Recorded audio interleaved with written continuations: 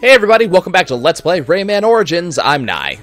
I'm Mako, and we're after another one of Death's Teeth. But first we're going to see who our new character After we is. see our new character. Let's see. Our new character is... this. Old and Decrepit King. Zombie Teensy, apparently. I'm really excited for this. Whatever this is, I really want it. Evil Rayman. Really? That's what that is? Well, looks like it. Can't But tell you what look at the full big name. jump. So we got Zombie Teensy at like 95, 96. Evil Rayman's at 220. Okay, I think we're going to stick with this one, because I like this one. Wizard Teensy. I guess. You were meant... Okay, I'll wait until we get into the level. Your mentioning of the Pig Latin reminded me of something I saw a little while ago. You familiar with the YouTube thing that Did You Know Gaming? Yes.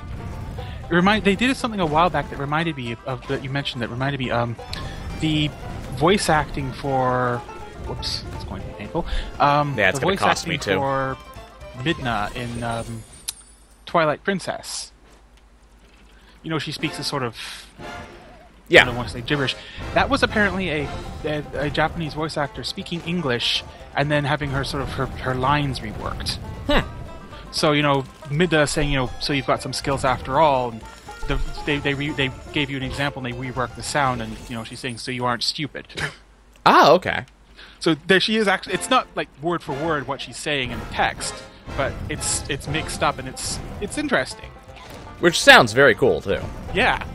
By the way, I was waiting to say something about this. Did you notice that the airship over there is being piloted by a guy who's piloting a bicycle? Yep. That's absolutely fantastic. You know, I can't I'm even dead. remember what the deal is with those guys. They're dicks. They've been around since the first Rayman, and I can't even remember what their deal is. They're dicks. Well, yes, but No, there is no more deal. They are dicks. That is the species name. That is what they are. I say this, and there's absolutely no, like, anything compared to the actual, Oh, whoa, hello. This has nothing to do with the actual reality of the game, but that is my headcanon here. Yeah, let's not do that. I mean, there was a boss in Rayman 3 that was like Damn he was a hunter, and he was like an aristocrat version of one of these guys. And the whole deal behind his boss level was like you're going through his mansion looking for him, and all the time you're looking through his eyes as he tries to draw a bead on you with a giant rifle. I love those types of levels. It's very hard to make them work right, but they work very well. Right. Well, when they work very well. The most Yeah. dangerous game style level. As I said, the Rayman 3 was like they were trying to capitalize on the success that they got with Rayman 2 Damn. and its remakes, but they didn't. I don't think they ever quite got there. It felt like it was lacking something. See, the only Rayman I ever played, I think, was just Rayman 1 on my computer way back in the day. One day I will see if I can't remedy that, because everybody needs to at least play Rayman 2 to get an appreciation for where they came, for where it went and where it's been since. Because this is much closer to the very first one, albeit a lot faster. Well, whatever one I played, it might have been Rayman 3. The one I played was a 3D Rayman. Okay. That's probably Rayman 2 or Rayman 3, because those were the two big 3D ones. Yeah, because the one I played on... God damn it, that freaking rock. The one that I played on my Game Boy Advance was, much different from... Was this style, the side-scrolling style. Yeah, the one-known Game Boy Advance was probably the remake of the first one. Yeah. The 3D one has been remade... Like, Rayman 2 has been remade several times now. It was originally... Shoot, it was either Dreamcast or... I can't remember what it came out for originally, but it's been through a bunch of different changes. Well, if it's on Dreamcast, that's something we can do. It was on Dreamcast. There was a PS2 version. I'm pretty sure there was a version for like most of the other ones. Just try to Like, keep it's up with been this around guy. long enough. It's Dodge. Okay. Oh, come on! That is evil! It is. There's a jet stream that's pushing you along through that section, and it just pushes you right into one wall or the other, and if you dodge the one, you're setting yourself up for the other. It's terrible. Okay. Like, I have most of this race otherwise, just that right there is just wrong. Right. On the topic of, sort of, again, like, the voicing, one of the things I remember, like, chiefly about the Rayman was the original one, like, they all spoke, you know, their own special gibberish that was the fad at the time. Right. And then when they did the I think it was when they started with the PS2 remake, they added in a bunch of other language options, including a straight-up English. See, I think if you start out with non-English, it should never go back to English. Because, you know, It was useful at the time just because... I won't say it didn't lose some charm, but at the same time, you know, it's nice that they gave you the option. You could have the original, or you could have, you know, I think they had like 4 or 5 different language options. I don't know, it's just, for me, it loses a little bit of that magic if you take it from one language and, like, the game's created language, and then, damn it, and then move it to another. And I'm not talking about, like, moving from Japanese to to English. Well, American, yes, because I'm not gonna put our English on some other countries. But, you know, if you take it from that to that, that's one thing. But if it's a created language and it's known to be in that language, it loses some of its charm. You know? Fair enough. I think it's nice that they gave you the option. Yeah. I like it when games give me a lot of options for that sort of thing. Even if you never use them. Even if I never use them, I like the fact that the effort was made. Also, but then again, you know, I'm the kind of guy who will play his Japanese games with, you know, subs rather than dubs. God! So... Oh God! Urgh, this level. Got it. Okay, so I can probably just dodge those swordfish by just going between them. Probably. Like, I don't have to dodge around them. I can probably just straight line it if I actually try for it. Do all the chess levels have the same music? Yes. Because that opening sequence where he looks at you and then imagines what you're about to do to him is timed. Well, it's hard.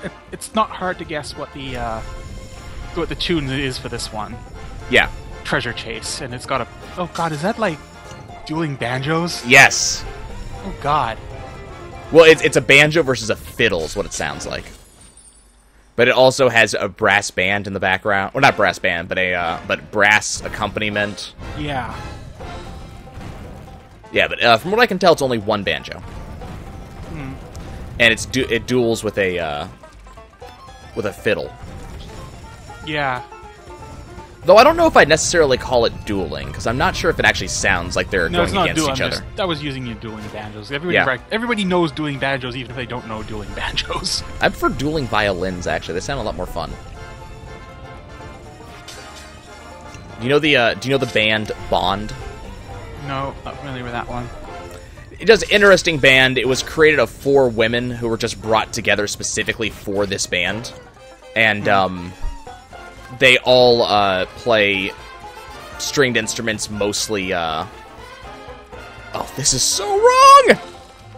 They all play stringed instruments. Oh, god damn it! Why did you cancel my float? That was evil.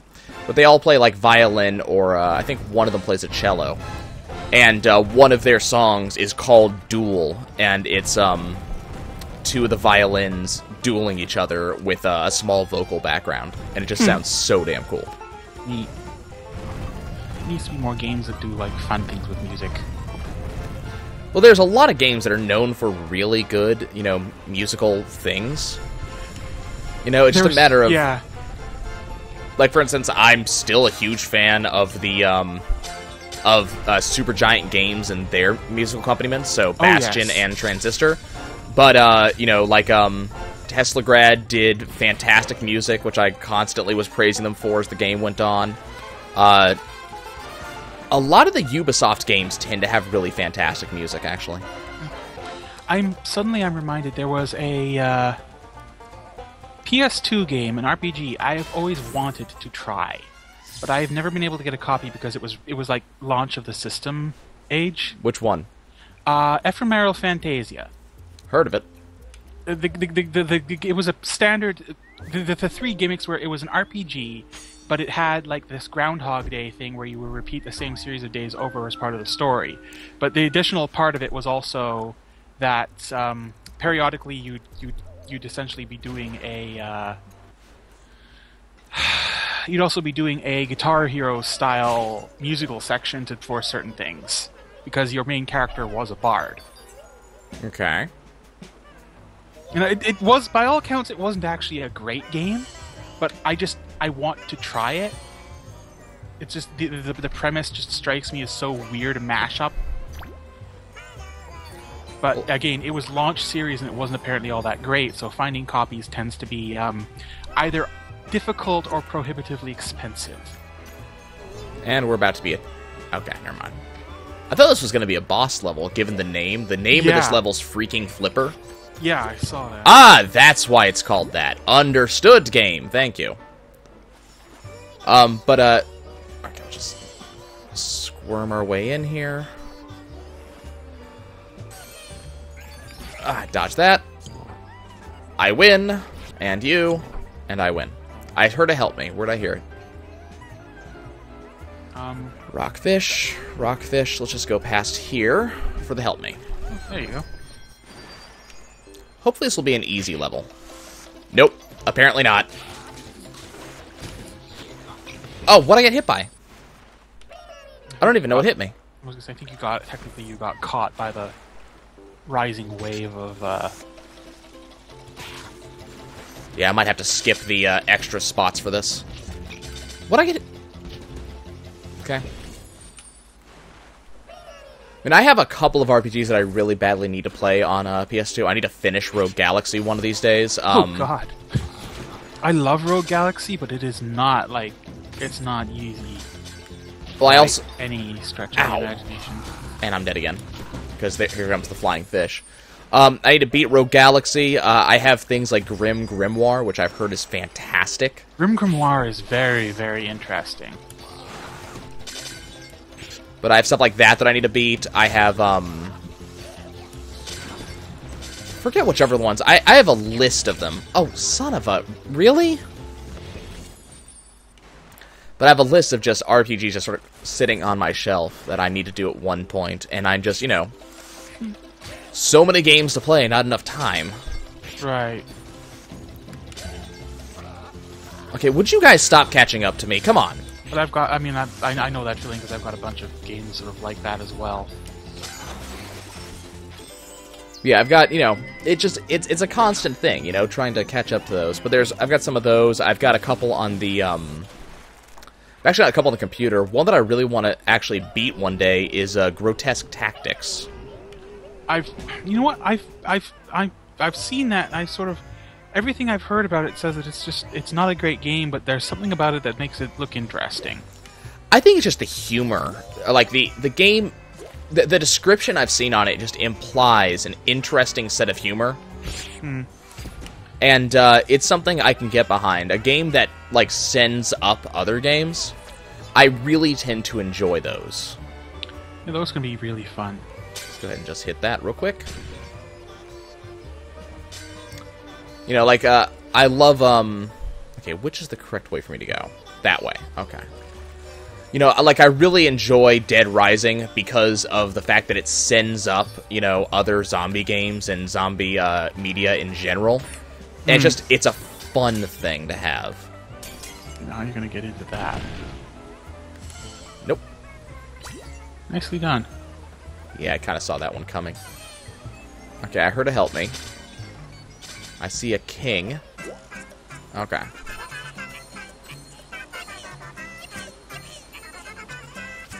Got all of them. Nice. There you go. Didn't get that guy, but, oh well. So that puts us to 189. I think one of the reasons why the Lum Kings don't have much of a presence in these sections is because it's so easy to control yourself in the water. That they don't, you know, the Lum Kings, they're all about the, movement, really. Yeah, they're all about the challenge of actually making this work. And so these sections work better with the rules of the medallions, which is, you know, that they're in hard to get places, but once you get them, they're yours. Okay, let's go ahead and just dodge around this stuff. Whoa.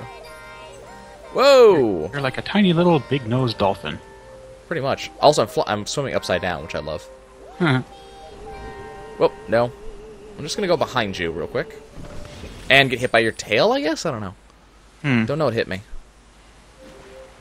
This is, compared to the last level, this level is really relaxing, I gotta say. It doesn't have that same level of, like, pain in the ass that a couple of the previous levels have had. Right. No, I gain, like, Rogue Galaxy. I love Rogue Galaxy. I love level 5 stuff in general. A lot of people do, which is, I mean, that says something about them. The only thing is, like, Rogue Galaxy, it's very easy to get into a rut with Rogue Galaxy, because it drags quite badly. But it's just got, I like it because it's just got so many different bits and pieces to it. I enjoy games like that. I think the thing that stopped me from playing Rogue Galaxy and beating Rogue Galaxy was, oh, this looks like a boss arena. Yeah, I'm calling boss right now. Uh-huh. Uh-huh.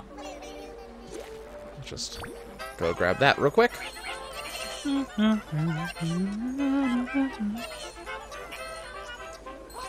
Okay, I got as many as I could probably reasonably get.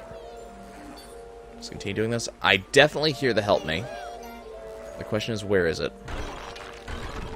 That's where it is. Help me! What? Oh, wow. What? Oh, I'm not in water anymore. Okay. That explains why that felt so weird. All of a sudden, I moved a lot faster than I thought I would have. Okay, let's just go ahead and do this.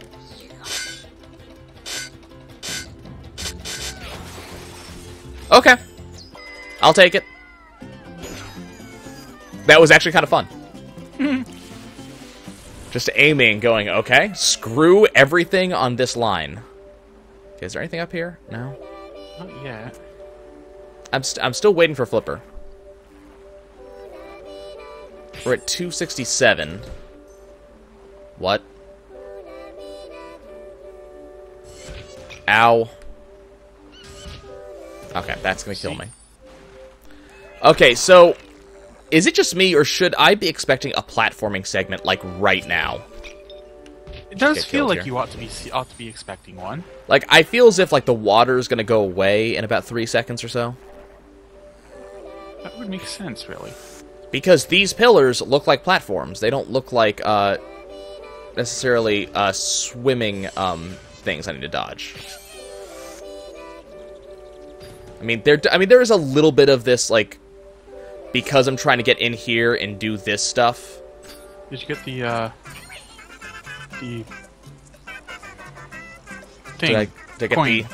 Yes, I got the coin. Okay, let's dodge these guys. I'm just going to go through here, I think.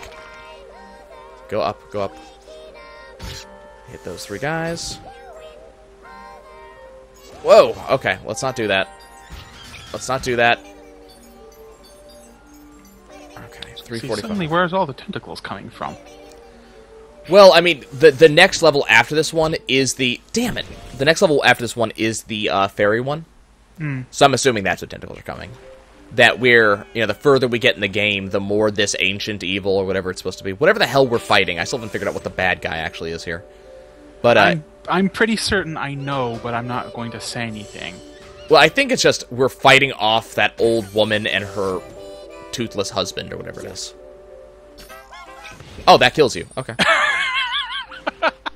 I was trying to get the king so I could get the stuff there and not lose out on it, but it's like, well, you know, I guess we're doing that. Oh, that was just perfect timing, really. Yeah.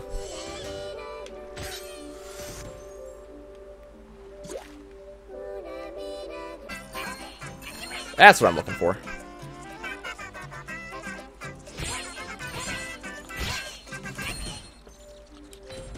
Okay, looks like there's not enough time to get from the king all the way over to here. Well, as long as you don't munched by the man traps, you should be fine. You'll hit Potentially. You'll hit 350 easy. Yeah, I'm not worried about hitting 350. And we've found all of the everything, so it's just a question of getting to the end. Yeah, I was gonna say, don't... This is the point where I would say don't push your luck, because then you'll have to start doing it all over again. But records, man. Records. Okay, this is going to be our ending right here. Yep. Oh, hey, I bet you they were expecting you to, like, bowling ball. Yeah, it looked like a total Angry Birds moment. It really did. Okay. Well, I feel accomplished. That did not take long at all. That was really, really easy compared to the last time. I think it was probably meant to be. It feels like a lot of these games, like especially stuff like, you know, Super Mario Sunshine, games like this. But then again, you've also, like, as you get the more powers, you also get used to the way the game thinks. Yeah. But I think it's also that the game gives you some really hard levels, and then it gives you some really easy levels, so you can kind of pull back from that, relax a little bit. Are you ready to do it in time trial? Yeah. Badge. Got my badge. And time trial. You need to do it in about just under 2 minutes, so... Yep. And that heart was put there specifically for time trial, now I see. Because you're not going to have time to go up to that when that was above at all. Okay. The problem is, I don't remember exactly how this level runs. Well, you're boned. Yeah, probably. Well, there's a word that I like to use, sight read. You know that word? I am familiar with that word. That's what I like to use for stuff like this. Although I'm having I think it's a Princess Bride moment.